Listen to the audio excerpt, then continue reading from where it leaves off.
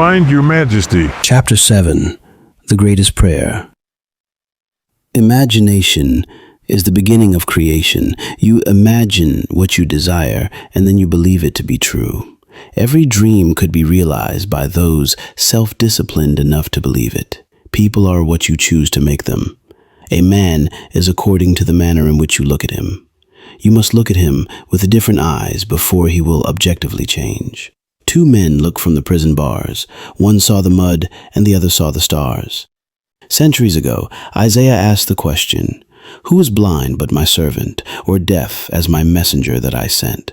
Who is blind as he that is perfect, and blind as the Lord's servant?" The perfect man judges not after appearances, but judges righteously. He sees others as he desires them to be. He hears only what he wants to hear. He sees only the good in others. In him is no condemnation, for he transforms the world with his seeing and hearing. The king that sitteth on the throne scattereth the evil with his eye. Sympathy for living things, agreement with human limitations, is not in the consciousness of the king, because he has learned to separate their false concepts from their true being. To him, poverty is but the sleep of wealth. He does not see caterpillars, but painted butterflies to be, not winter, but summer sleeping, not man in want, but Jesus sleeping.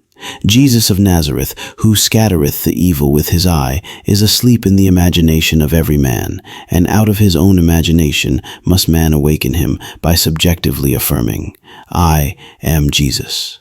Then, and only then, will he see Jesus, for man can only see what is awake within himself. The holy womb is man's imagination. The holy child is that conception of himself which fits Isaiah's definition of perfection. Heed the words of St. Augustine, "Too late have I loved thee, for behold, thou wert within, and it was without that I did seek thee." It is to your own consciousness that you must turn as to the only reality.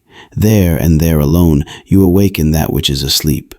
Though Christ 1,000 times in Bethlehem be born, if he is not born in thee, thy soul is still forlorn. Creation is finished. You call your creation into being by feeling the reality of the state you would call. A mood attracts its affinities, but it does not create what it attracts. As sleep is called by feeling, "I am sleepy," so too is Jesus Christ called by the feeling, "I am Jesus Christ." Man sees only himself. Nothing befalls man that is not of the nature of himself.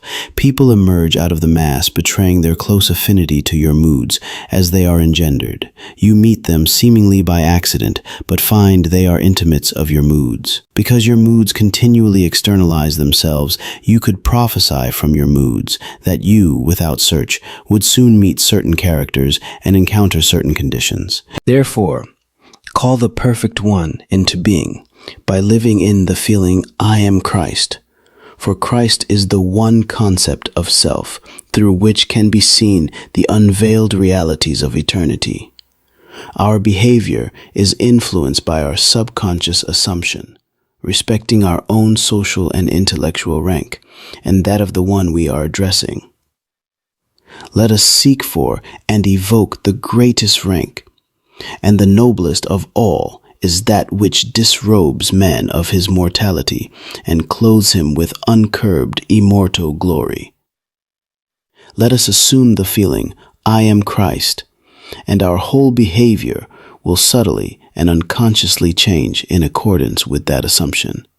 Our subconscious assumptions continually externalize themselves, that others may consciously see us as we subconsciously see ourselves, and tell us by their actions what we have subconsciously assumed ourselves to be. Therefore, let us assume the feeling, "I am Christ," until our conscious claim becomes our subconscious assumption that we all with open face, beholding as in a glass the glory of the Lord, are changed into the same image from glory to glory. Let God awake and his enemies be destroyed. There is no greater prayer for man.